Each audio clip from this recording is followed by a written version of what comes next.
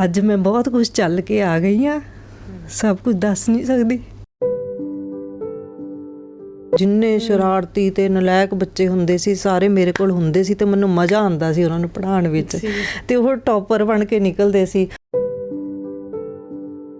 ਪੁਰਾਣੇ ਕਹਿੰਦੇ ਤੁਸੀਂ ਇੱਥੋਂ ਉੱਠਣਾ ਨਹੀਂ ਹੈ ਜੀ, ਸਾਡੀ ਇੱਜ਼ਤ ਦਾ ਸਵਾਲ ਹੈ।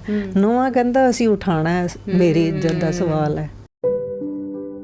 ਮੈਡਮ ਦੋਸਤ ਵਰਗੀਆਂ ਧੀਆਂ ਮਿਲੀਆਂ ਹੈ ਨਾ, ਜ਼ਿੰਦਗੀ ਦਾ ਇੱਕ ਮਕਸਦ ਮਿਲ ਗਿਆ। ਇੰਨੇ ਸਫ਼ਰਾਂ ਤੋਂ ਗੁਜ਼ਰੀ ਹਾਂ ਜ਼ਿੰਦਗੀ 'ਚ, ਬਹੁਤ ਦੁਨੀਆ ਮਿਲੀ ਆ ਮੈਨੂੰ। ਮੋਪੜ ਸਿੱਖੀ, ਉਹਦੇ 'ਤੇ ਜਾਂਦੀ ਸੀ, ਸੜਕਾਂ ਟੁੱਟੀਆਂ ਸੀ, ਉੱਥੇ ਪਾਣੀ ਵਿੱਚੋਂ ਲੰਘ ਕੇ ਜਾਣਾ, ਇੱਕ ਇੱਦਾਂ ਨੀਵੀਂ ਜਿਹੀ ਸੜਕ ਸੀ। ਲਵ ਯੂ ਜ਼ਿੰਦਗੀ ਚੈਨਲ ਦੇਖ ਰਹੇ ਸਾਰੇ ਦਰਸ਼ਕਾਂ ਦਾ ਸਵਾਗਤ ਹੈ। ਦੋਸਤੋ, ਕਹਿੰਦੇ ਨੇ ਕਿ ਜੇਕਰ ਇਨਸਾਨ ਦੇ ਜ਼ਿੰਦਗੀ ਦੇ ਵਿੱਚ ਮਾੜੇ ਹਾਲਾਤ ਆ ਜਾਣ ਤੇ ਜੇਕਰ ਉਹ ਕਿਤਾਬਾਂ ਦੇ ਨਾਲ, ਸ਼ਬਦਾਂ ਦੇ ਨਾਲ, ਕਲਮ ਦੇ ਨਾਲ ਸਾਂਝ ਪਾ ਲੈਂਦਾ ਹੈ ਤਾਂ ਸ਼ਾਇਦ ਉਹ ਮੁਸ਼ਕਿਲਾਂ ਘਟ ਜਾਂਦੀਆਂ ਨੇ, ਜਾਂ ਸ਼ਾਇਦ ਇਨਸਾਨ ਆਪਣੇ ਆਪ ਨੂੰ ਸੰਭਾਲ ਲੈਂਦਾ ਹੈ। ਅੱਜ ਜਿਸ ਸ਼ਖਸੀਅਤ ਦੇ ਨਾਲ ਅਸੀਂ ਰੂਬਰੂ ਹੋਣ ਜਾ ਰਹੇ ਹਾਂ, ਉਹਨਾਂ ਦੀ ਇੱਕ ਕਿਤਾਬ ਚਰਚਾ 'ਚ ਬਣੀ ਹੋਈ ਹੈ, ਲਫ਼ਜ਼ਾਂ ਦੇ ਹਮਸਫ਼ਰ। ਨਾਮ ਤੋਂ ਹੀ ਪਤਾ ਚੱਲਦਾ ਹੈ ਕਿ ਉਹਨਾਂ ਨੇ ਵੀ ਹਮਸਫ਼ਰ ਬਣਾ ਲਿਆ ਹੈ ਸ਼ਬਦਾਂ ਨੂੰ, ਲਫ਼ਜ਼ਾਂ ਨੂੰ, ਕਲਮ ਨੂੰ ਤੇ ਕਿਤਾਬਾਂ ਨੂੰ।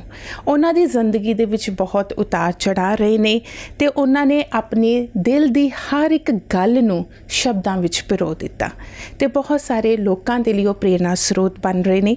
ਮੈਂ ਗੱਲ ਕਰ ਰਹੀ ਹਾਂ ਮੈਡਮ ਨਰਿੰਦਰ ਕੌਰ ਨਸਰੀਨ ਜੀ ਦੀ। ਮੈਡਮ, ਤੁਹਾਡਾ ਬਹੁਤ ਬਹੁਤ ਸਵਾਗਤ ਹੈ ਜੀ। ਸ਼ੁਕਰੀਆ, ਤੁਸੀਂ ਸ਼ੁਰੂਆਤ ਬੜੀ ਵਧੀਆ ਵਾਕਈ ਲਫ਼ਜ਼ਾਂ ਦੇ ਹਮਸਫ਼ਰ ਨਾਲ ਕੀਤੀ ਹੈ। ਮੈਡਮ, ਸਭ ਤੋਂ ਪਹਿਲਾਂ ਤਾਂ ਇਹੀ ਕਿ ਲਫ਼ਜ਼ਾਂ ਦੇ ਹਮਸਫ਼ਰ ਬਹੁਤ ਹੀ ਖੂਬਸੂਰਤ ਇਹ ਟਾਈਟਲ ਹੈ, ਕਿਉਂਕਿ ਹਮਸਫ਼ਰ ਜਿਹੜਾ ਸ਼ਬਦ ਹੈ ਨਾ, ਉਹ ਇੱਦਾਂ ਲੱਗਦਾ ਹੈ ਕਿ ਤੁਹਾਡੇ ਦਿਲ ਦੇ ਬੇਹੱਦ ਕਰੀਬ, ਜਿਹਦੇ ਨਾਲ ਭਾਵਨਾਤਮਕ ਸਾਂਝ ਹੋਵੇ, ਜੋ ਔਖੇ ਸਮੇਂ ਦੇ ਵਿੱਚ ਤੁਹਾਡੀ ਬਾਂਹ ਫੜ ਲਵੇ ਤੇ ਖੁਸ਼ੀ ਦੇ ਵਿੱਚ ਤੁਹਾਡੀ ਖੁਸ਼ੀ ਨੂੰ ਦੁੱਗਣਾ ਕਰ ਦੇਵੇ।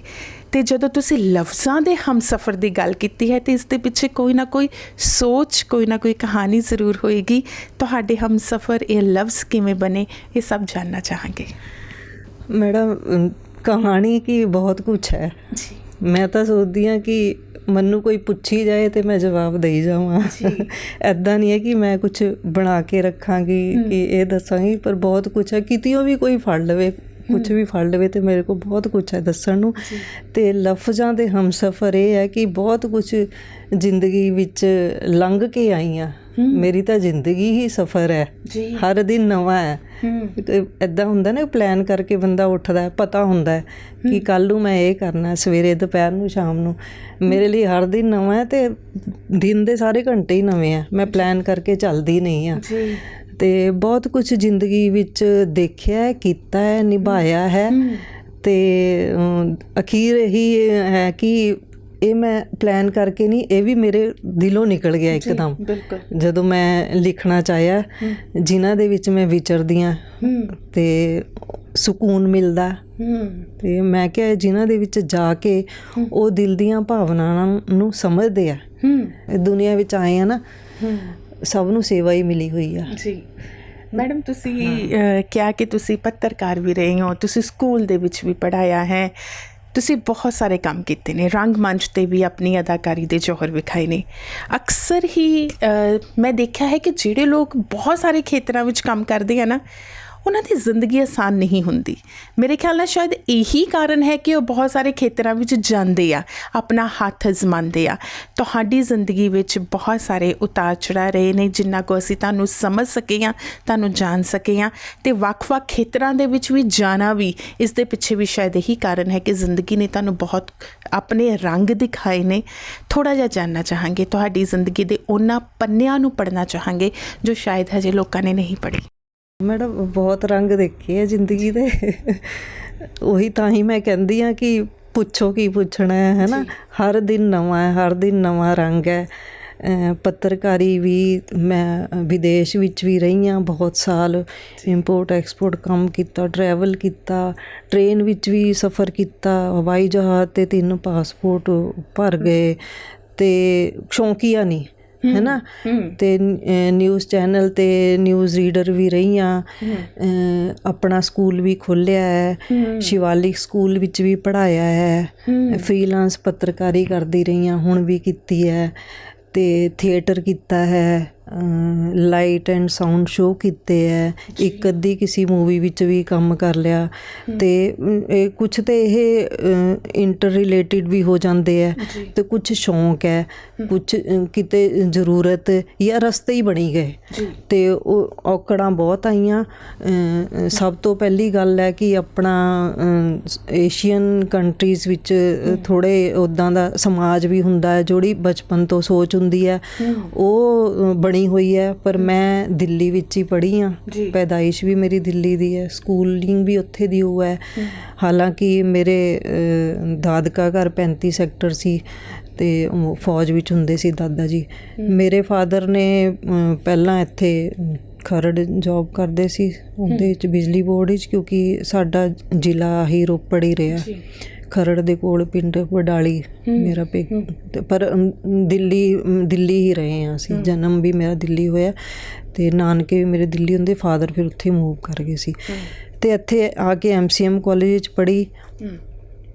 ਅਤੇ ਮੈਨੂੰ ਲੱਗਦਾ ਬਹੁਤ ਡਿਟੇਲ ਨਾ ਹੋ ਜਾਵੇ, ਥੋੜ੍ਹਾ ਦੱਸਣ ਦੀ ਕੋਸ਼ਿਸ਼ ਕਰਾਂਗੀ। ਮੈਂ MA ਮਿਊਜ਼ਿਕ ਵੋਕਲ ਕਰ ਰਹੀ ਸੀ ਗੌਰਮੈਂਟ ਕਾਲਜ 'ਚ ਜਦੋਂ ਮੇਰਾ ਵਿਆਹ ਹੋ ਗਿਆ। ਵਿਆਹ ਤਾਂ ਚੇਤੇ ਵੀ ਨਹੀਂ ਸੀਗਾ, ਮੇਰਾ ਪੜ੍ਹਾਈ ਵਿੱਚ ਹੀ ਧਿਆਨ ਸੀ। ਮੇਰੇ ਫਾਦਰ ਕਹਿੰਦੇ ਸੀ ਤੂੰ ਪੜ੍ਹ ਜਿੰਨਾ ਪੜ੍ਹਨਾ। ਮੇਰੇ ਪੇਰੈਂਟਸ ਬਹੁਤ ਐਡਵਾਂਸ ਹੁੰਦੇ ਸੀ। ਮੈਂ ਦੇਖਦੀ ਹਾਂ ਅੱਜ ਦੇ ਟਾਈਮ ਵਿੱਚ ਜਿੰਨੀ ਚੇਂਜ ਹੈ ਨਾ, ਜਾਂ ਹੋਰ ਵੀ ਅੱਗੇ ਉਦੋਂ ਹੀ ਮੇਰੇ ਪੇਰੈਂਟਸ ਸੀਗੇ। ਅਤੇ ਉਹ ਕੋਈ ਇੱਦਾਂ ਨਹੀਂ ਸੀ, ਜੇ ਆਪਣੀ ਪਸੰਦ ਦਾ ਵਿਆਹ ਵੀ ਕਰਾਉਂਦੇ ਉਹਨਾਂ ਨੇ ਕਰ ਦੇਣਾ ਸੀ, ਪਰ ਕਦੇ ਇੱਦਾਂ ਦਾ ਕੁਝ ਬਣਿਆ ਨਹੀਂ। ਧਿਆਨ ਪੜ੍ਹਾਈ ਵਿੱਚ ਹੀ ਸੀਗਾ। ਅਤੇ ਡਿਊਰਿੰਗ MA ਹੀ ਮੇਰਾ ਵਿਆਹ ਹੋ ਗਿਆ, ਕਿਉਂਕਿ ਰਿਸ਼ਤੇਦਾਰੀ ਵੱਲੋਂ ਪ੍ਰੈਸ਼ਰ ਪੈਣ ਲੱਗੇ। ਮੈਂ ਬਹੁਤ ਰੋਈ ਸੀ। ਅਸੀਂ 4 ਭੈਣਾਂ 1 ਭਰਾ ਹੈਗੇ ਹਾਂ। ਅਤੇ ਮਦਰ ਨੂੰ 28 ਸਾਲ ਦੇ ਸੀ ਜਦੋਂ ਹਾਰਟ ਪੇਸ਼ੈਂਟ ਸੀਗੇ ਦਿੱਲੀ ਵਿੱਚ। ਉਹਨਾਂ ਦੇ 3 ਵਾਲਵ ਬੰਦ ਸੀਗੇ ਅਤੇ ਏਮਜ਼ ਵਿੱਚ ਉਹਨਾਂ ਦਾ 71 ਵਿੱਚ ਓਪਨ ਹਾਰਟ ਸਰਜਰੀ ਹੋਈ ਸੀ। ਉਦੋਂ ਨਵੀਂ ਸ਼ੁਰੂ ਹੋਈ ਸੀ। ਅਤੇ ਮਦਰ ਨੂੰ ਸੀਗਾ ਕਿ ਆਪਣੇ ਹੁੰਦੇ ਬੱਚਿਆਂ ਨੂੰ ਸੈੱਟ ਕਰ ਦੇਵਾਂ। ਉਹਨਾਂ ਨੂੰ ਪਤਾ ਸੀ ਆਪਣੇ ਸਮਾਜ ਵਿੱਚ ਨਾ ਕੁੜੀਆਂ ਦਾ ਇਕੱਲੇ ਰਹਿਣਾ ਔਖਾ ਹੈ ਨਾ। ਮੈਨੂੰ ਹੀ ਸੀਗਾ, ਮੇਰੇ ਫਾਦਰ ਕਹਿੰਦੇ ਸੀ ਬਣ, ਮੈਨੂੰ ਪ੍ਰੋਫੈਸਰ ਸੀ, ਮੈਂ ਪ੍ਰੋਫੈਸਰ ਬਣਨਾ, ਮੈਂ ਵਿਆਹ ਨਹੀਂ ਕਰਾਉਣਾ। ਬੜਾ ਰੋਈ ਸੀ। ਪਰ ਵਿਆਹ ਤਾਂ ਜਿਵੇਂ ਹੋਣਾ ਹੀ ਹੁੰਦਾ ਹੈ ਨਾ। ਫਿਰ ਉਹ ਹੋ ਗਿਆ, ਸਮਝ ਲਿਆ। ਅਤੇ ਫਿਰ ਵਿਆਹ ਤੋਂ ਬਾਅਦ ਜ਼ਿੰਮੇਵਾਰੀਆਂ ਉਹ ਚੱਲਦਾ ਰਿਹਾ। ਕਾਲਜ ਟਾਈਮ, ਸਕੂਲ ਟਾਈਮ ਵਿੱਚ ਵੀ ਮੈਂ ਆਲਰਾਊਂਡਰ ਰਹੀ, ਸਪੋਰਟਸ ਵਿੱਚ ਵੀ, ਸੰਗੀਤ ਵਿੱਚ ਵੀ, ਕਾਲਜ ਵਿੱਚ ਵੀ ਹਰ ਇੱਕ ਰਹੀ। ਰਿਪਬਲਿਕ ਡੇ ਪਰੇਡ 26 ਜਨਵਰੀ ਉੱਥੇ ਵੀ ਪਾਰਟੀਸਪੇਟ ਕੀਤਾ। NCC ਵੀ ਕੀਤੀ, NCC ਦੇ ਸਾਰੇ ਉਹ ਦਿੱਤੇ ਐਗਜ਼ਾਮ ਜਿਹੜੇ ਹੁੰਦੇ ਆ ਸੀਨੀਅਰ ਲੈਵਲ ਦੇ। ਕਾਲਜ ਵਿੱਚ ਵੀ ਕੀਤੀ ਅਤੇ ਸਾਰਾ ਕੁਛ ਕਰਦੀ ਸੀ। ਅਤੇ ਵਿਆਹ ਵੱਲ ਨਹੀਂ ਧਿਆਨ ਸੀਗਾ ਇੰਨਾ, ਪਰ ਉਮਰ ਦੇ ਨਾਲ ਮੰਮੀ ਕਹਿੰਦੇ ਜ਼ਿਆਦਾ ਪੜ੍ਹ ਲਏਂਗੀ ਫਿਰ ਤੈਨੂੰ ਕੋਈ ਮੁੰਡਾ ਹੀ ਨਹੀਂ ਪਸੰਦ ਆਉਣਾ। ਪਤਾ ਨਹੀਂ ਫਿਰ ਕਿੱਦਾਂ ਦੀ ਜ਼ਿੰਦਗੀ ਉਲਝਦੀ ਆ ਸੁਲਝਦੀ, ਕਹਿ ਨਹੀਂ ਸਕਦੇ ਹੈ ਨਾ। ਪਰ ਉਹ ਹੈ ਕਿ ਵਿਆਹ ਤੋਂ ਬਾਅਦ 2 ਬੇਟੀਆਂ ਬੜੀ ਅੱਛੀਆਂ ਮਿਲ ਗਈਆਂ ਮੈਨੂੰ, ਉਹ ਵੀ ਟਵਿਨਸ, ਸਾਲ ਦੇ ਅੰਦਰ ਫਿਰ ਉਹਨਾਂ ਦੇ ਪ੍ਰਤੀ ਹੀ ਜ਼ਿੰਦਗੀ ਬੀਤੀ ਸਹੇਲੀਆਂ ਵਾਂਗ। ਅਤੇ ਜੋ ਕੰਮ ਕੀਤਾ ਉਹਦਾ ਹੁਕਮ ਸਮਝ ਕੇ ਹੁਣ ਤੱਕ ਵੀ ਉਹਨੇ ਦੁਨੀਆ ਵਿੱਚ ਹਰ ਬੰਦੇ ਨੂੰ ਕੋਈ ਕੰਮ ਦੇ ਕੇ ਭੇਜਿਆ ਹੋਇਆ ਅਤੇ ਉਹਨੂੰ ਟਾਸਕ ਸਮਝ ਕੇ ਨਿਭਾਉਂਦੀ ਹਾਂ ਅਤੇ ਕਰੀ ਗਈ ਹਾਂ। ਬਹੁਤ ਕੁਛ ਆਇਆ ਮੈਡਮ, ਬਹੁਤ ਕੁਛ ਦਿਮਾਗੀ ਤੌਰ 'ਤੇ, ਸਰੀਰਕ ਤੌਰ 'ਤੇ ਅਤੇ ਹਰ ਤਰ੍ਹਾਂ। ਹੈ ਨਹੀਂ ਕਿ ਮੈਂ ਕੋਈ ਅਵੱਲੀ ਨਹੀਂ ਹਾਂ। ਮਾਨਸਿਕ ਤੌਰ 'ਤੇ ਜੋ ਇਹ ਲੜਾਈ ਸੀ, ਇਹ ਕਿਵੇਂ ਤੁਸੀਂ ਲੜੀ ਆਪਣੇ ਅੰਦਰ? ਜਦੋਂ ਵੀ ਤੁਸੀਂ ਕਮਜ਼ੋਰ ਮਹਿਸੂਸ ਕਰਦੇ ਸੀ, ਫਿਰ ਕਿਹੜੀ ਚੀਜ਼ ਸੀ ਜੋ ਨਰਿੰਦਰ ਕੌਰ ਨਸਰੀਨ ਨੂੰ ਦੁਬਾਰਾ ਉੱਪਰ ਚੱਕਦੀ ਸੀ? ਜਿੱਦਾਂ ਮੈਂ ਕਹਿ ਰਹੀ ਹਾਂ ਨਾ ਵੀ ਜੇ ਮੈਂ ਸਾਰਾ ਕੁਛ ਸ਼ੁਰੂ ਕਰਾਂਗੀ, ਹਾਈਲਾਈਟ ਹੀ ਬਹੁਤ ਬਣ ਜਾਣਗੇ ਹੈ ਨਾ। ਸ਼ਿਵਾਲਿਕ ਸਕੂਲ ਵਿੱਚ ਪੜ੍ਹਾਇਆ। ਉਦੋਂ ਮੇਰਾ ਵਿਆਹ ਪਿੰਡ ਵਿੱਚ ਹੋਇਆ ਸੀਗਾ ਅਤੇ ਉਦੋਂ ਕਹਿੰਦੇ ਸੀ ਨੇੜੇ ਹੀ ਹੈ ਪਿੰਡ। ਮੈਂ ਤਾਂ ਦਿੱਲੀ ਤੋਂ ਆਈ, ਚੰਡੀਗੜ੍ਹ ਰਹੀ ਤੇ ਉੱਥੇ ਹੋ ਗਿਆ। ਉਦੋਂ ਸੀਗਾ ਕਿ ਚਲ ਜੋਬ ਚੰਡੀਗੜ੍ਹ ਕਰਦੇ ਨੇ, ਇੱਥੇ ਹੀ ਮੂਵ ਹੋ ਜਾਣਗੇ ਬਾਅਦ ਵਿੱਚ, ਹੈ ਨਾ। ਪਰ 2 ਸਾਲ ਲਾਣੇ ਪਏ ਪਿੰਡ ਵਿੱਚ। ਉਹ ਬੇਟੀਆਂ ਹੋਈਆਂ ਟਵਿੰਸ, ਡਿਊਰਿੰਗ ਦੈਟ ਵੀ ਮੈਂ ਸਮਝਿਆ ਕਿ ਜੋਬ ਦੀ ਜ਼ਰੂਰਤ ਹੈ ਮੈਨੂੰ, ਹੈ ਨਾ। ਅਤੇ ਪ੍ਰੈਗਨੈਂਟ ਸੀਗੀ ਉਦੋਂ ਵੀ। ਐਜੂਕੇਸ਼ਨ ਬੋਰਡ ਵਿੱਚ ਬੱਸ 'ਤੇ ਆਉਂਦੀ ਸੀ ਉੱਥੋਂ, ਉੱਥੇ ਡੇਲੀ ਵੇਜਿਸ 'ਤੇ ਜਦੋਂ ਕੰਮ ਕਰਨ, ਐਗਜ਼ਾਮ ਵਗੈਰਾ ਹੁੰਦੇ ਸੀ ਉਹਨਾਂ ਦੇ, ਉਦੋਂ ਪੇਟ ਬਹੁਤ ਵੱਡਾ, ਜੋੜੀਆਂ ਸੀ ਬੇਟੀਆਂ ਮੇਰੀਆਂ, ਹੈ ਨਾ। ਖਾਣਾ ਨਹੀਂ ਸੀ ਪਚਦਾ, ਸਾਰੇ ਟਾਈਮ ਨਹੀਂ ਪਚਿਆ, ਉਲਟੀਆਂ ਹੀ ਆਉਂਦੀਆਂ ਸੀਗੀਆਂ ਅਤੇ ਸਾਰਾ ਸਰੀਰ ਸੁੱਜਿਆ ਪਿਆ ਸੀ। ਬੱਸ ਦੇ ਵਿੱਚ ਕਰਦੇ? ਬੱਸ ਹੀ ਜਾਂਦੀ ਸੀ ਉਦੋਂ ਤਾਂ, ਬੱਸਾਂ ਵਿੱਚ ਹੀ ਕਰੀਦਾ ਸੀਗਾ, ਹੈ ਨਾ। ਅਤੇ ਫਿਰ ਇਹਨਾਂ ਦੇ ਹੋਣ ਤੋਂ ਬਾਅਦ ਹਾਲੇ 1.25 ਮਹੀਨੇ ਦੀਆਂ ਵੀ ਨਹੀਂ ਸੀ ਹੋਈਆਂ, ਮੈਂ ਉੱਥੇ ਇੰਟਰਵਿਊ ਦੇਣ ਗਈ ਸਕੂਲ ਵਿੱਚ, ਕੁਰਾਲੀ ਇੱਕ ਵਿੱਚ ਜੋਬ ਲੱਗਣ ਲਈ। ਫਿਰ ਇੱਕ ਉੱਥੇ ਨਵਾਂ ਸਕੂਲ ਖੁੱਲ੍ਹਿਆ ਸੀ, ਉੱਥੇ ਪਹਿਲੀ ਟੀਚਰ ਮੈਂ ਸੀ। ਵੱਡੇ ਸਕੂਲ ਵਿੱਚ ਤਾਂ ਨਹੀਂ ਗਈ, ਨਵਾਂ ਖੁੱਲ੍ਹਿਆ ਸੀ, ਪਹਿਲੀ ਟੀਚਰ ਮੈਂ ਹੀ ਸੀ, ਹੈ ਨਾ। ਉੱਥੇ ਪੜ੍ਹਾਇਆ, ਕਿਉਂਕਿ ਮੈਂ ਹਲੇ MA ਕਰ ਰਹੀ ਸੀ, ਪਾਰਟ 1 ਹੀ ਸੀ ਅਤੇ ਵਿਆਹ ਹੋ ਗਿਆ ਸੀ। ਅਤੇ ਉੱਥੇ ਜ਼ਿੰਦਗੀ ਦੀ ਹੋਰ ਜ਼ਰੂਰਤ ਬਣ ਗਈ ਅਤੇ ਮੈਂ ਉਹ ਨਵੇਂ ਸਕੂਲ ਵਿੱਚ ਪੜ੍ਹਾਉਣਾ ਸ਼ੁਰੂ ਕੀਤਾ। ਸਵੇਰੇ ਮੇਰੀ ਸੱਸ ਸਪੋਰਟਿਵ ਸੀ ਵੀ, ਕਹਿੰਦੀ ਸੀ ਕਿ ਮੈਂ ਕੁੜੀਆਂ ਨੂੰ ਮੈਂ ਸਾਂਭ ਲਾਂਗੀ, ਪਰ ਉਹ ਜ਼ਰੂਰਤ ਜਿਹੜੀ ਸੀ ਨਾ ਪੈਸੇ ਵਾਲੀ, ਉਹ ਵੀ ਸਾਂਭਣੀ ਜ਼ਰੂਰੀ ਸੀ। ਅਤੇ ਹਸਬੈਂਡ ਤਾਂ ਸਵੇਰੇ ਬੱਸ 'ਤੇ 26 ਸੈਕਟਰ ਜੋਬ ਕਰਦੇ ਸੀ, ਆ ਜਾਂਦੇ ਸੀਗੇ, ਸ਼ਾਮੀ ਜਾਂਦੇ ਸੀਗੇ, ਚੰਡੀਗੜ੍ਹ ਹੀ ਜੋਬ ਕਰਦੇ ਸੀ। ਅਤੇ ਮੈਂ ਆਉਣਾ ਸਵੇਰੇ, ਪਹਿਲੇ ਉਹ ਸਕੂਲ ਜਾਣਾ 7 ਵਜੇ ਘਰੋਂ ਨਿਕਲ ਕੇ, ਉਹ ਸਕੂਲ ਵਿੱਚ ਕੁਰਾਲੀ ਪੜ੍ਹਾ ਕੇ ਉੱਥੋਂ ਹੀ ਬੱਸ ਲੈ ਕੇ ਚੰਡੀਗੜ੍ਹ ਆਉਣਾ। ਲਾਜਪਤ ਰਾਏ ਭਵਨ ਵਿੱਚ ਉਦੋਂ ਨਰਸਰੀ ਟੀਚਰਸ ਟ੍ਰੇਨਿੰਗ ਮੈਡਮ ਮੌਂਟੇਸਰੀ ਦੀ ਹੁੰਦੀ ਸੀ, ਜਿਹਦਾ ਹੈੱਡ ਆਫਿਸ ਦਿੱਲੀ ਹੈ। ਮੈਡਮ ਬਰਾੜ ਹੁੰਦੇ ਸੀ ਪ੍ਰਿੰਸੀਪਲ। ਉਹ ਈਵਨਿੰਗ ਕਲਾਸਿਸ ਲਾਉਣੀਆਂ, ਫਿਰ ਬੱਸ 'ਤੇ, ਫਿਰ ਬੱਸ ਸਟੈਂਡ ਉੱਥੋਂ 15 ਤੋਂ ਬੱਸ ਸਟੈਂਡ ਆਉਣਾ, ਜਾਂਦੇ ਹੋਏ ਵੀ ਬੱਸ ਸਟੈਂਡ ਤੋਂ 15 'ਚ ਜਾਣਾ ਲੋਕਲ ਵਾਸਤੇ। ਫਿਰ ਸ਼ਾਮੀ 7, 7:30 ਘਰ ਵੱਜ ਜਾਂਦੇ ਸੀ ਪਹੁੰਚਦੇ ਹਾਂ। ਜਾਂਦੇ ਟਾਈਮ ਹਸਬੈਂਡ ਨਾਲ ਹੁੰਦੇ ਸੀ, ਬੱਸ 'ਤੇ ਹੀ ਆਉਂਦੇ ਸੀਗੇ।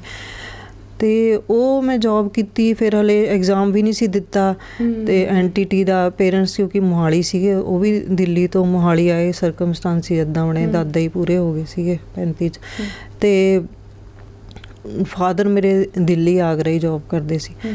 ਅਤੇ ਉੱਥੋਂ ਫਿਰ ਮੈਂ ਪੇਰੈਂਟਸ ਕੋਲ ਇੱਕ ਵਾਰੀ ਜਾਂਦੇ ਜਾਂਦੇ ਸ਼ਿਵਾਲਿਕ ਪਬਲਿਕ ਸਕੂਲ ਦੇ ਮੂਹਰੇ ਪਤਾ ਨਹੀਂ ਕਿਉਂ ਲੰਘੀ, ਮੈਨੂੰ ਹੁਣ ਯਾਦ ਨਹੀਂ, ਅੰਦਰ ਵੜ ਕੇ ਰਿਸੈਪਸ਼ਨ 'ਤੇ ਫਾਰਮ ਭਰ ਕੇ ਚਲੀ ਗਈ ਅਤੇ ਆਪਣਾ ਸਾਰਾ ਲਿਖਤਾ ਵੀ ਮੈਂ ਸਕੂਲ ਟਾਈਮ ਵਿੱਚ ਕੋ curricular activity, NCC, college time ਵਿੱਚ ਵੀ ਜੋ ਸੀ ਸਾਰਾ ਲਿਖਤਾ ਵੀ NTT ਕਰ ਰਹੀ ਹਾਂ। ਉਹਨਾਂ ਨੇ ਸ਼ਾਮ ਨੂੰ ਹੀ ਘਰ ਭੇਜ ਦਿੱਤਾ, ਪਿਓਨ ਪੇਰੈਂਟਸ ਦਾ ਐਡਰੈਸ ਦਿੱਤਾ ਸੀ ਵੀ ਕੱਲ੍ਹ ਨੂੰ ਆ ਜਾਣ। ਫਿਰ ਸ਼ਾਮੀ ਮੇਰੇ ਡੈਡੀ ਉੱਥੇ ਆ ਗਏ, ਕਹਿੰਦੇ ਇੱਦਾਂ ਉਹਨਾਂ ਨੇ ਕਿਹਾ ਕੱਲ੍ਹ ਜੁਆਇਨ ਕਰ ਲਓ। ਅਤੇ ਮੈਂ ਕਿਹਾ ਕਿ ਮੇਰਾ ਤਾਂ ਹਲੇ ਚੱਲ ਰਿਹਾ ਅਤੇ ਮੈਂ ਕਹਿੰਦੇ ਮਿਲ ਆ ਇੱਕ ਵਾਰੀ। ਮੈਂ ਆ ਗਈ ਅਗਲੇ ਦਿਨ ਮਿਸਟਰ ਬੇਦੀ ਨੂੰ ਆਫਿਸ ਵਿੱਚ ਮਿਲੀ, ਸਾਰੇ ਉਹਨਾਂ ਨੇ ਸਾਰਾ ਕੁਛ ਮੈਨੂੰ ਪੁੱਛਿਆ। ਅਤੇ ਮੈਂ ਕਿਹਾ ਸਰ ਮੇਰੇ ਐਗਜ਼ਾਮ ਹੈ। ਕਹਿੰਦੇ ਕੋਈ ਗੱਲ ਨਹੀਂ, ਛੁੱਟੀ ਲੈ ਲੈਣਾ। ਅਤੇ ਕਹਿੰਦੇ ਕੱਲ੍ਹ ਤੋਂ ਜੁਆਇਨ ਕਰ ਲਓ। ਉਦੋਂ 2 ਫੇਜ਼ ਹੁੰਦਾ ਸੀ ਜੂਨੀਅਰ ਸਕੂਲ ਅਤੇ ਸ਼ਿਵਾਲਿਕ ਪਬਲਿਕ ਸਕੂਲ ਦਾ, ਅਤੇ ਉਹ ਸਭ ਤੋਂ ਵੱਡਾ ਸਕੂਲ ਇਹੀ ਸੀ ਟਰਾਈ ਸਿਟੀ 'ਚ। ਹੁਣ ਤਾਂ ਕਈ ਨੇ ਵੱਡੇ ਸਕੂਲ, ਉਦੋਂ ਇਹੀ ਸੀਗਾ। ਅਤੇ ਉਹਨਾਂ ਨੇ ਮੈਨੂੰ ਜੋਬ ਦੇ ਦਿੱਤੀ। ਮੈਂ ਕੁਛ ਦੇਰ ਉੱਥੋਂ ਹੀ ਆਉਂਦੀ ਰਹੀ। ਸ਼ਿਵਾਲਿਕ ਸਕੂਲ ਜਲਦੀ ਲੱਗਦਾ ਸੀ, ਲੇਟ ਛੁੱਟੀ ਹੁੰਦੀ ਸੀ। ਆਉਣ ਦਾ ਟਾਈਮ ਹੈ, ਉੱਥੇ ਜਾਣ ਦਾ ਨਹੀਂ ਸੀ ਹੁੰਦਾ। ਛੁੱਟੀਆਂ ਵਿੱਚ ਵੀ ਮੀਟਿੰਗਸ ਹੁੰਦੀਆਂ ਸੀ ਅਤੇ ਮਿਹਨਤ ਬਹੁਤ ਕਰਦੇ ਸੀ, ਪਰ ਮੈਂ ਉਹਨੂੰ ਵੀ ਇੰਜੋਏ ਕਰਕੇ ਮਿਹਨਤ ਨੂੰ ਕਬੂਲ ਕਰ। ਫਿਰ ਉੱਥੋਂ ਆਉਣਾ ਔਖਾ ਲੱਗਿਆ, ਫਿਰ ਅਸੀਂ ਮੋਹਾਲੀ ਮੂਵ ਕਰ ਗਏ। ਫਿਰ ਇੱਦਾਂ ਹੀ ਮੈਡਮ ਸਫ਼ਰ ਚੱਲਦਾ ਰਿਹਾ। ਫਿਰ ਉਹ ਸ਼ਿਵਾਲਿਕ ਸਕੂਲ ਕਈ ਸਾਲ ਪੜ੍ਹਾਇਆ। ਜਿੰਨੇ ਸ਼ਰਾਰਤੀ ਅਤੇ ਨਲਾਇਕ ਬੱਚੇ ਹੁੰਦੇ ਸੀ ਸਾਰੇ ਮੇਰੇ ਕੋਲ ਹੁੰਦੇ ਸੀ ਅਤੇ ਮੈਨੂੰ ਮਜ਼ਾ ਆਉਂਦਾ ਸੀ ਉਹਨਾਂ ਨੂੰ ਪੜ੍ਹਾਉਣ ਵਿੱਚ। ਅਤੇ ਉਹ ਟੋਪਰ ਬਣ ਕੇ ਨਿਕਲਦੇ ਸੀ, ਉਹ ਐਕਟੀਵਿਟੀਜ਼ ਵਿੱਚ ਵੀ ਫਸਟ ਆਉਂਦੇ ਸੀਗੇ। ਉਹਨਾਂ ਨਾਲ ਅੱਛਾ ਹੀ ਲੱਗਦਾ ਸੀ। ਅਤੇ ਫਿਰ ਤਿੰਨੋਂ ਬ੍ਰਾਂਚਿਸ ਵਿੱਚ ਪੜ੍ਹਾਇਆ। ਫਿਰ ਹੋਸਟਲ ਵਿੱਚ ਵੀ ਮੈਨੂੰ ਉਹ ਉੱਦਾਂ ਦੇ ਬੱਚੇ ਮਿਲੇ ਜਿਹੜੇ ਜਾਣ ਵਾਲੇ ਸੀ ਘਰ, ਕੋਈ ਅਮਰੀਕਾ ਤੋਂ, ਕੈਨੇਡਾ ਤੋਂ, ਥਾਈਲੈਂਡ ਤੋਂ, ਮਲੇਸ਼ੀਆ, ਸਿੰਗਾਪੁਰ, ਅਲੱਗ-ਅਲੱਗ ਜਗ੍ਹਾ ਤੋਂ ਬੱਚੇ ਆਉਂਦੇ ਸੀ। ਹੋਸਟਲ ਹੁੰਦਾ ਸੀ ਅਤੇ ਪੰਜਾਬ ਵਿੱਚੋਂ ਵੀ ਜਿਹੜੇ ਵੱਡੇ ਜ਼ਿਮੀਂਦਾਰ ਹੁੰਦੇ ਸੀ ਉਹਨਾਂ ਦੇ ਬੱਚੇ ਆਉਂਦੇ ਸੀ ਉਦੋਂ, ਹੈ ਨਾ। ਅਤੇ ਉਹ ਜਿਹੜੇ ਬੱਚਿਆਂ ਦੀ ਜਾਣ ਦੀ ਤਿਆਰੀ ਹੁੰਦੀ ਸੀ ਉਹ ਵੀ ਚੱਲ ਪਏ ਜੀ, ਹੈ ਨਾ। ਅਤੇ ਮੈਡਮ ਵੀ ਕਈ ਵਾਰੀ ਉਹਨਾਂ ਟੀਚਰਸ ਨੂੰ ਕਹਿਣਾ ਵੀ, ਕਿਸੇ ਨੇ ਕਹਿਣਾ ਬੱਚਾ ਸ਼ਰਾਰਤੀ ਆ, ਪੜ੍ਹਦਾ ਨਹੀਂ ਹੈ, ਉਹ ਕਹਿੰਦੇ ਮਿਸਿਸ ਨਰਿੰਦਰ ਨੂੰ ਪੁੱਛੋ, ਮੈਡਮ ਬੇਦੀ ਕਹਿੰਦੇ ਵੀ ਉਹ ਕਿੱਦਾਂ ਪੜ੍ਹਾਉਂਦੇ ਆ। ਮੈਨੂੰ ਖੁਸ਼ੀ ਜੀ ਹੁੰਦੀ ਸੀ। ਐਦਾਂ ਨਹੀਂ ਕਿ ਹਾਂ ਮੈਂ ਬਹੁਤ ਕਰ ਰਹੀ ਹਾਂ, ਨਹੀਂ, ਕਦੇ ਐਦਾਂ ਮਹਿਸੂਸ ਨਹੀਂ ਹੋਇਆ। ਫਿਰ ਮੈਨੂੰ ਲੱਗਿਆ ਕਿ ਇੱਥੇ ਹੀ ਰਹਿ ਕੇ ਮੇਰਾ ਗੁਜ਼ਾਰਾ ਨਹੀਂ ਹੈ, ਹੈ ਨਾ। 696 ਮੇਰੀ ਪਹਿਲੀ ਤਨਖਾਹ ਸੀਗੀ, ਫਿਰ ਹੌਲੀ ਹੌਲੀ ਹਰ ਸਾਲ ਇਨਕਰੀਜ਼। ਉਦੋਂ 696 ਬਹੁਤ ਹੁੰਦੇ ਸੀਗੇ। 300 ਰੁਪਏ ਦਾ ਅਸੀਂ ਕਿਰਾਇਆ ਦਿੰਦੇ ਸੀ ਆਪਣੇ ਘਰ ਦਾ, ਫਿਰ 500 ਰੁਪਏ ਕਿਰਾਇਆ ਹੋ ਗਿਆ। ਅੱਜ ਕੱਲ੍ਹ ਤਾਂ ਕਿੰਨਾ ਹੁੰਦਾ ਹੈ ਨਾ। ਅਤੇ ਇੱਥੇ ਨਡਿਆਲੀ ਪਿੰਡ ਹੈ, ਉੱਥੇ ਆਪਣਾ ਸਕੂਲ ਖੋਲ੍ਹਿਆ ਅਤੇ ਤਕਰੀਬਨ 26 ਪਿੰਡਾਂ ਦੇ ਬੱਚੇ ਆਉਂਦੇ ਸੀ। ਉਹ ਵੀ ਉੱਥੇ ਮੇਰੇ ਕੋਈ ਰਿਸ਼ਤੇਦਾਰ ਰਹਿੰਦੇ ਸੀ। ਇੱਕ ਵਾਰੀ ਉੱਥੇ ਉਹਨਾਂ ਨੂੰ ਮਿਲਣ ਗਈ ਅਤੇ ਲੱਗਿਆ ਉੱਥੇ ਸਕੂਲ ਦੀ ਜ਼ਰੂਰਤ ਹੈ, ਅਤੇ ਸ਼ੁਰੂ ਕੀਤਾ। ਫਿਰ ਆਉਂਦੇ ਇੰਨਾ ਉਹ ਸਕੂਲ ਵਿੱਚ ਕਿਸੇ ਦੀ ਪੂਰੀ ਫੀਸ ਮਾਫ ਹੈ, ਕਿਸੇ ਦੀ ਅੱਧੀ ਹੈ, 1/3 ਹੈ, ਕੋਈ ਜਿਹੜੇ ਪੂਰੀ ਦੇ ਸਕਦਾ। ਉੱਥੇ ਉਦੋਂ ਉਹ ਘੱਟ ਜ਼ਮੀਨਾਂ ਨੇ ਨਾ, ਦੁੱਧ ਵੇਚਦੇ ਸੀਗੇ ਅਤੇ ਜੋਬ ਤਾਂ ਘੱਟ ਹੀ ਕਰਦੇ ਸੀ ਉੱਥੇ ਲੋਕੀ। ਅਤੇ ਉੱਥੇ ਵੀ ਬੱਚਿਆਂ ਨੂੰ ਕਈ ਘਰ ਬੈਠੇ ਸੀ, 6ਵੀਂ 7ਵੀਂ ਤੋਂ ਛੱਡ ਕੇ ਬੈਠੇ ਸੀ, ਕੋਈ ਅਲੀਪੁਰ ਹਾਈ ਗਰਾਊਂਡ ਤੋਂ ਬੈਠੇ ਸੀ, ਪੜ੍ਹਦੇ ਨਹੀਂ ਸੀ। ਉਹਨਾਂ ਨੂੰ ਘਰ ਜਾ ਕੇ ਲਿਆਂਦਾ ਅਤੇ ਉਹਨਾਂ ਨੂੰ ਆਪਣੇ ਕੋਲ ਆਫਿਸ ਵਿੱਚ ਬਿਠਾਉਣਾ, ਅਤੇ ਨਰਸਰੀ KG ਦੇ ਲੈਵਲ ਤੋਂ ਲੈ ਕੇ ਉਹਨਾਂ ਨੂੰ 8ਵੀਂ ਕਰਵਾਈ। 8ਵੀਂ 'ਚ 2nd ਡਿਵੀਜ਼ਨ ਲਈ, ਅਤੇ ਸਿਲੇਬਸ ਸ਼ਿਵਾਲਿਕ ਪਬਲਿਕ ਸਕੂਲ ਵਾਲਾ ਸੀ। ਅਤੇ ਮੈਂ ਮੀਟਿੰਗਸ ਕਰਵਾਉਂਦੀ ਸੀ ਪੇਰੈਂਟਸ ਦੀ, ਅਤੇ ਇੱਥੋਂ ਇੰਟੈਲੈਕਚੁਅਲਸ ਲੈ ਕੇ ਜਾਂਦੀ ਸੀ, ਉਹਨਾਂ ਨੂੰ ਬੁਲਵਾਉਂਦੀ ਸੀ। ਜਦੋਂ 8ਵੀਂ ਦਾ ਐਗਜ਼ਾਮ ਸੀ, ਉਹਨਾਂ ਦਾ ਪਹਿਲਾ ਬੋਰਡ ਦਾ ਐਗਜ਼ਾਮ ਸੀ ਮੇਰੇ ਬੱਚਿਆਂ ਦਾ, ਅਤੇ ਉਹਨਾਂ ਨੂੰ ਘਰ ਬੁਲਾ ਲੈਂਦੀ ਸੀ। ਉੱਥੇ ਹੀ ਖਾਣਾ ਪੀਣਾ, ਉੱਥੇ ਹੀ ਦੂਰ ਬੈਠ ਕੇ ਪੜ੍ਹਨਾ, ਇੱਦਾਂ ਕੰਪੀਟੀਸ਼ਨ, ਇੰਨਾ ਇੰਜੋਏ ਕਰਨਾ ਬੱਚਿਆਂ ਨੇ। ਅੱਜ ਤਾਂ ਬਹੁਤ ਵੱਡੇ ਹੋ ਗਏ, ਉਹਨਾਂ ਦੇ ਵੀ ਬੱਚੇ ਹੋ ਗਏ। ਉਹ ਕਹਿੰਦੇ ਉੱਦਾਂ ਦਾ ਸਕੂਲ ਨਹੀਂ ਹੈ, ਤੁਸੀਂ ਫੇਰ ਖੋਲ੍ਹੋ ਆ ਕੇ। ਬਹੁਤ ਸਟਰਗਲ ਕੀਤੀ ਮੈਂ ਨਾ ਉੱਥੇ। ਉਸ ਟਾਈਮ ਵਿੱਚ ਨਾ ਸੜਕਾਂ ਟੁੱਟੀਆਂ ਹੋਈਆਂ ਸੀ, ਕੋਈ ਬੱਸ ਨਹੀਂ ਸੀ ਜਾਂਦੀ, ਬਿਜਲੀ ਬਹੁਤ ਘੱਟ ਆਉਂਦੀ ਸੀ, ਟੈਲੀਫੋਨ ਨਹੀਂ ਸੀ। ਮੈਂ ਉੱਥੇ ਪੈਦਲ ਵੀ ਗਈ ਹਾਂ। ਮੈਂ ਉਹ ਮੋਪੇਡ ਸਿੱਖੀ, ਉਹਦੇ 'ਤੇ ਜਾਂਦੀ ਸੀ। ਸੜਕਾਂ ਟੁੱਟੀਆਂ ਸੀ, ਉੱਥੇ ਪਾਣੀ ਵਿੱਚੋਂ ਲੰਘ ਕੇ ਜਾਣਾ। ਇੱਕ ਇੱਦਾਂ ਨੀਵੀਂ ਜਿਹੀ ਸੜਕ ਸੀ। ਲੋਕੀ ਕਹਿੰਦੇ ਸੀ ਮੈਡਮ ਤੁਸੀਂ ਛੁੱਟੀ ਕਰ ਲਿਆ ਕਰੋ। ਮੈਂ ਕਿਹਾ ਨਹੀਂ, ਛੁੱਟੀ ਕਾਹਦੇ ਲਈ, ਜਿਹੜਾ ਕੰਮ ਕਰਨਾ ਹੈ। ਨਿਕਲ ਜਾਂਦੀ ਸੀ ਬਸ ਤੜਕੇ ਹੀ। ਸਾਰੇ ਪਿੰਡਾਂ ਵਿੱਚ ਵੀ ਘੁੰਮੀ ਸੀ। ਸਾਰੇ ਬੱਚਿਆਂ ਨੂੰ ਅੱਛਾ ਲੱਗਦਾ ਸੀ। ਉੱਦਾਂ ਦਾ ਹੀ ਜਿੱਦਾਂ ਦਾ ਮੈਂ ਪੜ੍ਹੀ ਹਾਂ, ਉੱਦਾਂ ਦਾ ਹੀ ਉਹਨਾਂ ਨੂੰ ਉਹ ਕਰਵਾਇਆ। ਅਤੇ ਫਿਰ ਉੱਥੇ ਹੁਣ ਪੇਂਡੂ ਰਾਜਨੀਤੀ ਦੀ ਗੱਲ ਆ ਗਈ। ਉੱਥੇ ਸਰਪੰਚ ਹੁੰਦੇ ਸੀਗੇ ਸਰਦਾਰ ਅਮਰ ਸਿੰਘ, ਉਹ ਕਈ ਸਾਲਾਂ ਤੋਂ ਬਣੇ ਆ ਰਹੇ ਸੀ। ਉਹਨਾਂ ਦੇ ਪੋਤੇ ਪੋਤੀਆਂ ਵੀ ਮੇਰੇ ਕੋਲ ਪੜ੍ਹਦੇ ਸੀਗੇ। ਅਤੇ ਉਹਨਾਂ ਨੇ ਸਾਨੂੰ ਇੱਕ ਪੁਰਾਣੀ ਬਿਲਡਿੰਗ ਸਕੂਲ ਦੀ ਬਣੀ ਹੋਈ ਸੀ, ਉਹਦੀ ਛੱਤ ਟੁੱਟੀ ਹੋਈ ਸੀ, ਪਰ ਫਿਰ ਨਵਾਂ ਸਰਕਾਰੀ ਸਕੂਲ ਬਣ ਗਿਆ ਸੀ। ਅਤੇ ਉਹ ਜਿਹੜੀ ਪੁਰਾਣੀ ਬਿਲਡਿੰਗ ਸੀ, ਉਹਨਾਂ ਨੇ ਉਸ ਪੰਚਾਇਤ ਨੇ ਲੀਜ਼ 'ਤੇ ਦੇ ਦਿੱਤੀ ਸੀ ਮੈਨੂੰ। ਮੈਂ 1000 ਰੁਪਏ ਕਿਰਾਇਆ, 900 ਕੇ 1000 ਦਿੰਦੀ ਸੀ। ਉਹ ਲਿਖਿਆ ਗਿਆ ਸੀ, ਪ੍ਰੋਪਰ ਲੀਜ਼ ਬਣੀ ਸੀ। ਅਤੇ ਉਹ ਫਿਰ ਬਹੁਤ ਵਧੀਆ ਸਕੂਲ ਚੱਲ ਰਿਹਾ ਸੀ, ਐਨ ਟੌਪ 'ਤੇ ਸੀ। ਅਤੇ ਉੱਥੇ ਘੜੂਕੇ ਵੀ ਲੱਗ ਗਏ, ਟਾਂਗੇ ਲੱਗ ਗਏ, ਇੰਨਾ ਅੱਛਾ ਮਾਹੌਲ 2 ਟਾਂਗੇ ਲੱਗੇ ਸੀ। ਫਿਰ ਘੜੂਕਾ ਲੱਗ ਗਿਆ, ਫਿਰ ਵੈਨ ਵੀ ਲੱਗ ਗਈ, ਫਿਰ ਉੱਥੇ ਦੁਕਾਨਾਂ ਵੀ ਬਣ ਗਈਆਂ। ਜਿਹੜੇ ਮੇਰੇ ਸਕੂਲ ਦੀ ਯੂਨੀਫਾਰਮ ਵੇਚਦੇ ਸੀ, ਕਿਤਾਬਾਂ ਵੇਚਦੇ ਸੀ, ਇੱਦਾਂ ਛੋਟੀ ਜਿਹੀ ਇੱਦਾਂ ਮਾਰਕੀਟ ਬਣ ਗਈ। ਇੰਨਾ ਅੱਛਾ। ਮੈਂ ਸਕੂਲ ਦੇ ਸਾਈਡ ਵਾਲ 'ਤੇ ਗੋਲ ਜਿੱਦਾਂ ਅੱਜ ਕੱਲ੍ਹ ਨਹੀਂ ਪੇਂਟਿੰਗਸ ਕੀਤੀਆਂ ਹੁੰਦੀਆਂ, ਕਾਰਟੂਨ ਬਣੇ ਹੁੰਦੇ, ਮੈਂ ਆਪਣੇ ਸਕੂਲ ਦੀ ਸਾਈਡ ਵਾਲ 'ਤੇ ਉਹ ਬਣਵਾਏ ਸੀ ਉਦੋਂ, ਕਲਰਫੁਲ। ਮੈਂ ਕਹਿੰਦੀ ਜੋ ਅੱਜ ਕੱਲ੍ਹ ਮੈਂ ਦੇਖਦੀ ਹਾਂ ਉਦੋਂ ਸੀਗਾ। ਬਿਲਕੁਲ ਹੈ। ਅਤੇ ਹਾਈ ਸਕੂਲ ਤੋਂ, ਹਾਈ ਗਰਾਊਂਡ ਤੋਂ ਏਅਰਮੈਨ ਦੀਆਂ ਵਾਈਫਸ ਅਤੇ ਡਾਟਰਸ, ਉਹ ਟੀਚਰਸ ਹੁੰਦੀਆਂ ਸੀ। ਚੰਡੀਗੜ੍ਹ ਤੋਂ ਟੀਚਰ ਜਾਂਦੀਆਂ। ਅੱਛਾ, ਮੈਂ ਨਾ ਜਿੰਨਾ ਕੁ ਮੇਰਾ ਖਰਚਾ ਸੀ ਉਨਾ ਕੁ ਕੱਢਦੀ ਸੀ। ਕੱਢਦੀ ਕਿ ਉਨਾ ਕੁ ਖਰਚਾ ਹੋਈ ਜਾਂਦਾ ਸੀ, ਅਤੇ ਮੈਂ ਸਕੂਲ 'ਤੇ ਸਪੈਂਡ ਕਰਦੀ ਸੀ। ਸਕੂਲ ਦਾ ਫਰਨੀਚਰ ਵਧੀਆ ਹੋਵੇ, ਝੂਲੇ ਹੋਣ, ਅਤੇ ਵਧੀਆ ਟੀਚਰ ਆ ਕੇ ਪੜ੍ਹਾਉਣ। ਤਾਂ ਉਹ ਨੋ ਪ੍ਰੋਫਿਟ ਨੋ ਲੋਸ ਉਹਦੇ 'ਤੇ ਚੱਲਦਾ ਸੀ। ਅਚਾਨਕ ਹੀ ਪੰਚਾਇਤ ਬਦਲੀ, ਸਰਪੰਚ ਬਦਲਿਆ, ਅਤੇ ਉਹਨਾਂ ਨੂੰ ਹੋਣਾ ਹੈ ਕਿ ਵੀ ਪੁਰਾਣੇ ਸਰਪੰਚ ਦੇ ਜਿਹੜੇ ਕੰਮ ਕੀਤੇ ਹੈ ਹੁਣ ਵੀ ਮੈਂ ਪਾਵਰ ਵਿੱਚ ਹਾਂ, ਜਿੱਦਾਂ ਬੰਦੇ ਨੂੰ ਹੁੰਦਾ ਹੈ ਕਿ ਮੇਰਾ। ਅਤੇ ਮੈਨੂੰ ਨਹੀਂ ਸੀ ਇਹਨਾਂ ਚੀਜ਼ਾਂ ਦਾ ਪਤਾ। ਉਹਨਾਂ ਨਾਲ ਤਾਂ ਪਰਿਵਾਰਕ ਸੰਬੰਧ ਸੀਗੇ। ਹਰ ਵੀਰਵਾਰ ਗੁਰਦੁਆਰੇ ਸੁਖਮਣੀ ਸਾਹਿਬ ਦਾ ਪਾਠ ਕਰਨਾ, ਬੱਚਿਆਂ ਨੇ ਕੀਰਤਨ ਕਰਨਾ ਹਾਰਮੋਨੀਅਮ ਵਜਾ ਕੇ, ਹੈ। ਫਿਰ ਲੋਕਾਂ ਨੇ ਵੀ ਜੁੜਨਾ। ਫਿਰ ਲੋਕਾਂ ਨੇ ਘਰ ਕਿਸੇ ਦਾ ਜਨਮ ਦਿਨ ਹੋਣਾ, ਬਹਾਨੇ ਨਾਲ ਸਾਨੂੰ ਸਾਰਿਆਂ ਨੂੰ ਬੁਲਾਉਣਾ, ਲੰਗਰ ਛਕਾਉਣਾ, ਖੀਰ ਬਣਾਉਣੀ। ਫਿਰ ਉਹ ਕਹਿੰਦਾ ਇੱਦਾਂ ਹੋ ਗਿਆ, ਕਹਿੰਦੇ ਸਾਡੇ ਘਰ ਪਾਠ ਹੁੰਦਾ ਤੁਸੀਂ ਕੀਰਤਨ ਕਰ। ਮੈਂ ਕਿਹਾ ਅਸੀਂ ਇਹ ਕੰਮ ਨਹੀਂ ਪੜ੍ਹਾ ਰਹੇ ਹਾਂ, ਪਰ ਹਰ ਵੀਰਵਾਰ ਗੁਰਦੁਆਰੇ ਜਾਣਾ, ਫਿਰ ਉੱਥੋਂ ਜਦੋਂ ਨਗਰ ਕੀਰਤਨ ਲੰਘਣਾ ਮੇਰੇ ਬੱਚਿਆਂ ਨੇ ਖੜੇ ਹੋਣਾ, ਅਸੀਂ ਲੰਗਰ ਲੈ ਕੇ, ਉੱਥੇ ਮਾਤਾ ਦਾ ਮੇਲਾ ਲੱਗਦਾ ਉਸ ਜਗ੍ਹਾ 'ਤੇ ਜਿਹੜੇ ਬਹੁਤ ਸ਼ੀਤਲਾ ਮਾਤਾ ਦਾ ਨਹੀਂ ਬਹੁਤ ਵੱਡਾ ਮੇਲਾ, ਸਾਰੇ ਪਿੰਡਾਂ ਦੇ ਲੋਕ ਆਉਂਦੇ ਸੀ। ਮੇਰੇ ਬੱਚਿਆਂ ਨੇ ਸਟਾਲ ਲਗਾੜੀ, ਗੋਲ ਗੱਪੇ ਭੇਲਪੂਰੀ ਇਹ ਉਹ ਹੈ ਨਾ, ਬੜਾ ਅੱਛਾ ਮਾਹੌਲ ਸੀ ਮੈਡਮ। ਉਹ ਤਾਂ ਬਣਿਆ ਰਹਿੰਦਾ ਮਾਹੌਲ, ਤੇ ਅੱਜ ਪਤਾ ਨਹੀਂ ਕੀ ਹੋਣਾ। ਤੇ ਉਹਨਾਂ ਨੇ ਹੁਣ ਜਿੱਦਾਂ ਇੱਥੇ ਗੱਲ ਆ ਗਈ ਕਿ ਜਿਹੜੇ ਪੁਰਾਣੇ ਸਰਪੰਚ ਦੇ ਕੰਮ ਹੋਏ ਉਹ ਅਸੀਂ ਖਤਮ ਕਰਨੇ ਆ। ਪੁਰਾਣੇ ਕਹਿੰਦੇ ਤੁਸੀਂ ਇੱਥੋਂ ਉੱਠਣਾ ਨਹੀਂ ਹੈ, ਸਾਡੀ ਇੱਜ਼ਤ ਦਾ ਸਵਾਲ ਹੈ। ਨਵਾਂ ਕਹਿੰਦਾ ਅਸੀਂ ਉਠਾਣਾ ਹੈ, ਮੇਰੀ ਇੱਜ਼ਤ ਦਾ ਸਵਾਲ ਹੈ। ਤੁਹਾਡੀਆਂ ਇਹ ਕਿਤਾਬਾਂ ਦੇ ਵਿੱਚ ਜ਼ਿਆਦਾਤਰ ਕਿਸ ਚੀਜ਼ ਨੂੰ ਲਿਖਿਆ ਗਿਆ ਹੈ? ਤੁਹਾਡੀ ਕਿਹੜੀਆਂ ਭਾਵਨਾਵਾਂ ਹੈ?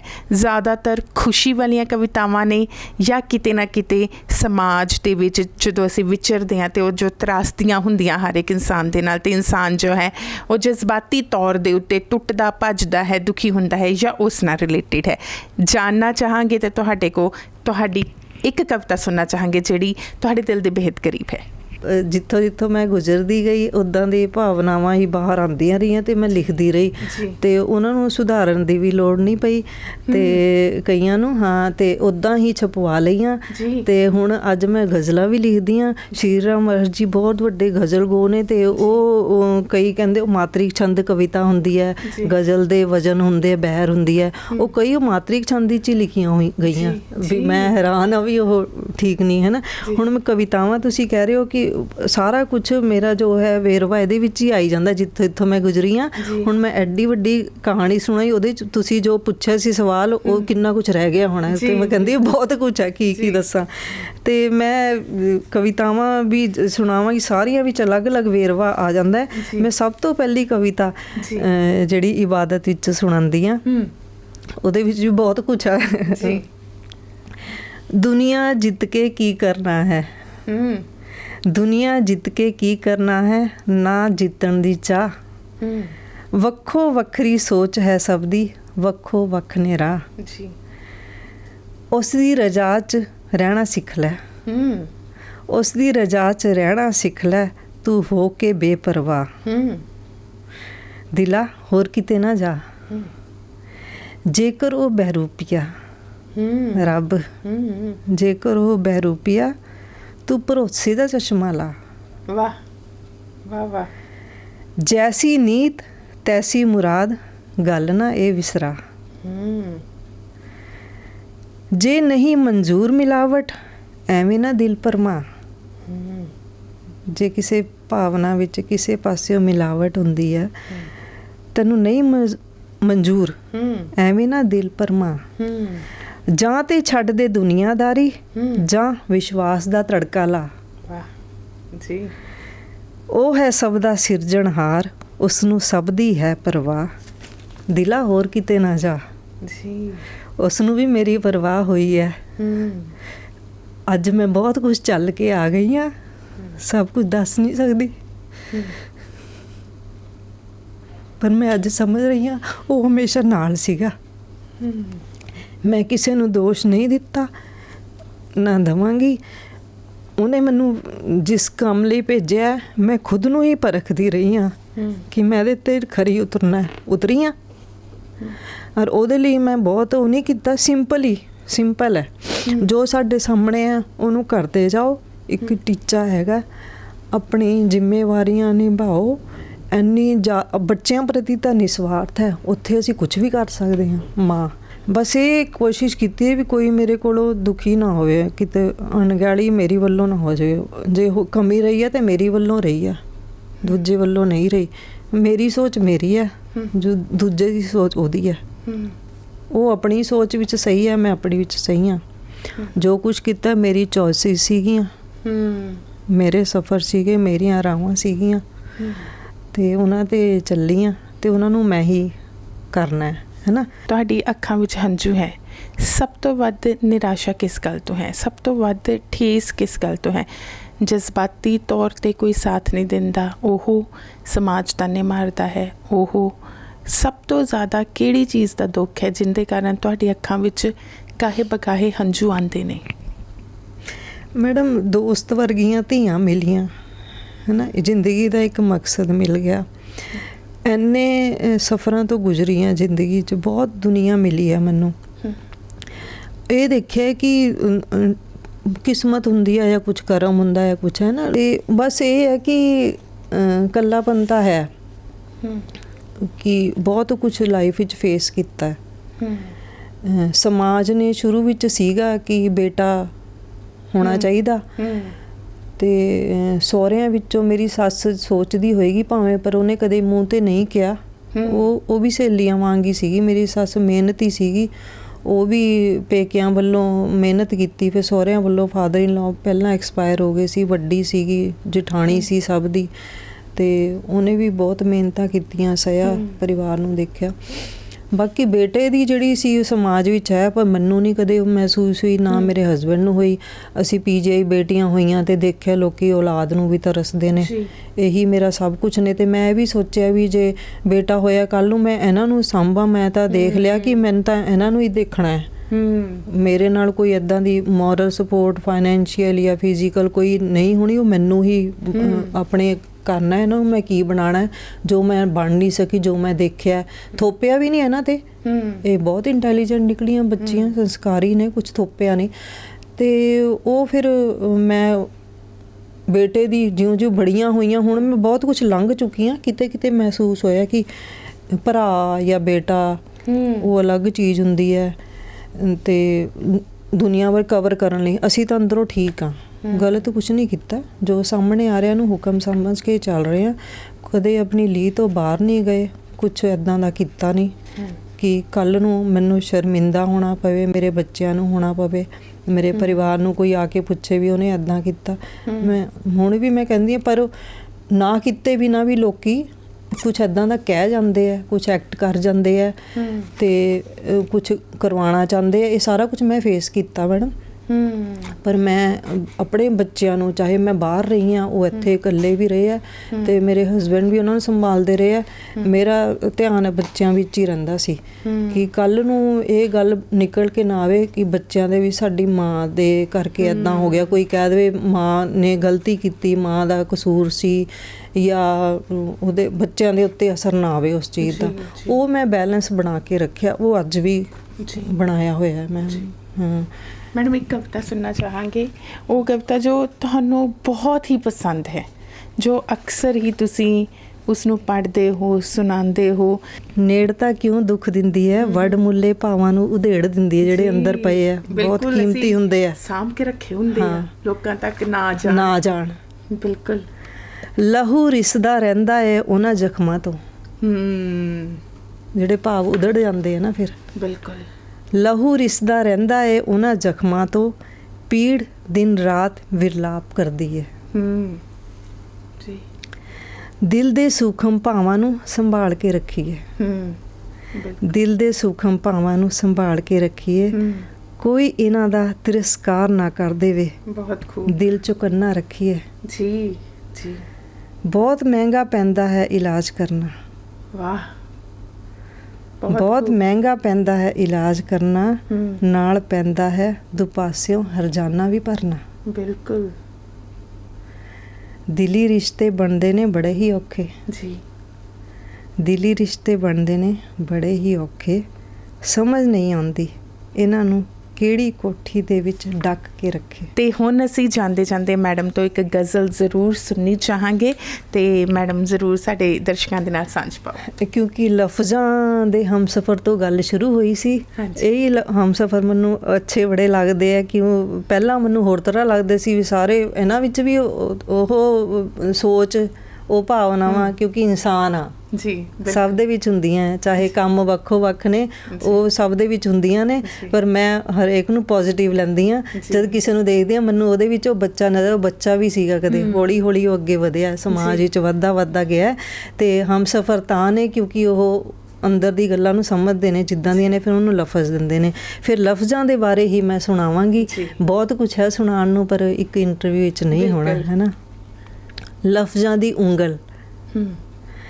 ਆਪ ਮੁਹਾਰੇ ਤੁਰਦੀ ਜਾਵਾਂ, ਆਪ ਮੁਹਾਰੇ ਤੁਰਦੀ ਜਾਵਾਂ, ਪਾਵਾਂ ਹੌਲੀ ਹੌਲੀ ਭਾਵੇਂ, ਪਾ ਹੀ ਜਾਵਾਂ, ਪਾ ਹੀ ਜਾਵਾਂ। ਨਿੱਗੇ ਨਿੱਗੇ ਬੁੱਲੇ ਭੇਜਣ, ਨਿੱਗੇ ਨਿੱਗੇ ਬੁੱਲੇ ਭੇਜਣ, ਰਾਹਤ ਭਰੀਆਂ ਦੋਸਤ ਹਵਾਵਾਂ। ਠੰਡੇ ਬੁੱਲੇ ਗਰਮੀਆਂ ਵਿੱਚ, ਨਿੱਗੇ ਸਰਦੀਆਂ ਵਿੱਚ। ਨਿੱਗੇ ਨਿੱਗੇ ਬੁੱਲੇ ਭੇਜਣ, ਰਾਹਤ ਭਰੀਆਂ ਦੋਸਤ ਹਵਾਵਾਂ। ਔਖੇ ਜਿਹੇ ਹਾਲਾਤ ਸਮੇਂ ਵਿੱਚ, ਔਖੇ ਜਿਹੇ ਹਾਲਾਤ ਸਮੇਂ ਵਿੱਚ, ਲਫ਼ਜ਼ਾਂ ਦੀ ਉਂਗਲ ਨੂੰ ਫੜ ਕੇ ਗੀਤ ਜਦੋਂ ਆਸਾਂ ਦੇ ਗਾਵਾਂ। ਔਖੇ ਜਿਹੇ ਹਾਲਾਤ ਸਮੇਂ ਵਿੱਚ, ਲਫ਼ਜ਼ਾਂ ਦੀ ਉਂਗਲ ਨੂੰ ਫੜ ਕੇ ਗੀਤ ਜਦੋਂ ਆਸਾਂ ਦੇ ਗਾਵਾਂ। ਇਹੋ ਮੈਨੂੰ ਸੁਪਨੇ ਵਿਖਾਉਣ, ਇਹੋ ਮੈਨੂੰ ਸੁਪਨੇ ਵਿਖਾਉਣ, ਇਹੋ ਮੇਰਾ ਜੋਸ਼ ਵਧਾਉਣ। ਵੱਖਰੇ ਵੱਖਰੇ ਭੇਸ ਬਦਲ ਕੇ ਅੰਬਰ ਤਿੱਕਣ ਰੰਗ ਉਡਾਉਣ। ਇੱਕੋ ਬੁੱਲੇ ਵਿੱਚ ਫਿਰ ਮੈਨੂੰ ਸਾਰੇ ਹੀ ਸ਼ਿਕਵੇ ਭੁੱਲ ਜਾਣ। ਜੀ ਹੈ ਨਾ, ਬਿਲਕੁਲ। ਇੱਕੋ ਬੁੱਲੇ ਵਿੱਚ ਫਿਰ ਮੈਨੂੰ ਸਾਰੇ ਹੀ ਸ਼ਿਕਵੇ ਭੁੱਲ ਜਾਣ। ਹਮ ਖਿਆਲ ਹਮਜੋਲੀ ਬਣ ਕੇ, ਹਮ ਖਿਆਲ ਹਮਜੋਲੀ ਬਣ ਕੇ, ਹਰ ਪਲ ਸਾਥ ਨਿਭਾਉਂਦੇ ਜਿਹੜੇ। ਚਾਹਵਾਂ ਦੁਨੀਆਦਾਰੀ ਛੱਡਾਂ, ਲਫ਼ਜ਼ਾਂ ਤੇ ਹੀ ਵਾਰੀ ਜਾਵਾਂ। ਕਿਆ ਬਾਤ ਹੈ। ਸਿਰਫ ਇਹਨਾਂ ਤੇ ਵਾਰੀ ਜਾਵਾਂ। ਔਂਕੜਾਂ ਤੋਂ ਹੁਣ ਨਾ ਘਬਰਾਵਾਂ, ਸਿਰਫ ਇਹਨਾਂ ਤੇ ਵਾਰੀ ਜਾਵਾਂ। ਬਹੁਤ ਖੂਬ। ਵਾਕਈ ਹੀ ਦੋਸਤੋ, ਜ਼ਿੰਦਗੀ ਦੇ ਵਿੱਚ ਜਦੋਂ ਮੁਸੀਬਤਾਂ ਆਉਂਦੀਆਂ ਨੇ ਤਾਂ ਮੈਡਮ ਦੀ ਇੰਟਰਵਿਊ ਤੋਂ ਅਸੀਂ ਇਹ ਸਿੱਖਿਆ ਹੈ ਕਿ ਪੋਜ਼ਿਟਿਵ ਰਹਿਣਾ ਬਹੁਤ ਜ਼ਰੂਰੀ ਹੈ ਅਤੇ ਆਪਣਾ ਕੰਮ ਕਰਦੇ ਰਹੋ। ਹਰ ਇੱਕ ਦਾ ਆਪਣਾ ਕਿਰਦਾਰ ਹੁੰਦਾ ਹੈ। ਜੇਕਰ ਸਮਾਜ ਉਂਗਲੀ ਚੱਕਦਾ ਹੈ, ਜੇਕਰ ਕੋਈ ਤੁਹਾਡੇ ਬਾਰੇ ਗਲਤ ਬੋਲਦਾ ਹੈ, ਹਰ ਇੱਕ ਨੂੰ ਜਵਾਬ ਦੇਣ ਦੀ ਬਜਾਏ ਆਪਣੀਆਂ ਜ਼ਿੰਮੇਵਾਰੀਆਂ ਨੂੰ ਤਨਦੇਹੀ ਨਾਲ ਨਿਭਾਉਂਦੇ ਰਹੋ, ਅੱਗੇ ਵੱਧਦੇ ਰਹੋ, ਕਿਉਂਕਿ ਜ਼ਿੰਦਗੀ ਬਹੁਤ ਖੂਬਸੂਰਤ ਹੈ। ਇਸੇ ਸਮਾਜ ਵਿੱਚ ਵਿਚਰਨਾ ਹੈ। ਹੱਸਦੇ ਖੇਡਦੇ ਹੋਏ ਜ਼ਿੰਦਗੀ ਦੇ ਹਰ ਰੰਗ ਨੂੰ ਮਾਣੋ। ਮੈਡਮ, ਤੁਸੀਂ ਆਪਣਾ ਕੀਮਤੀ ਸਮਾਂ ਦਿੱਤਾ, ਤੁਹਾਡਾ ਬਹੁਤ ਬਹੁਤ ਧੰਨਵਾਦ ਜੀ। ਮੈਡਮ ਬਹੁਤ ਬਹੁਤ ਸ਼ੁਕਰੀਆ। ਹੁਣ ਦਿਓ ਇਜਾਜ਼ਤ। ਧੰਨਵਾਦ।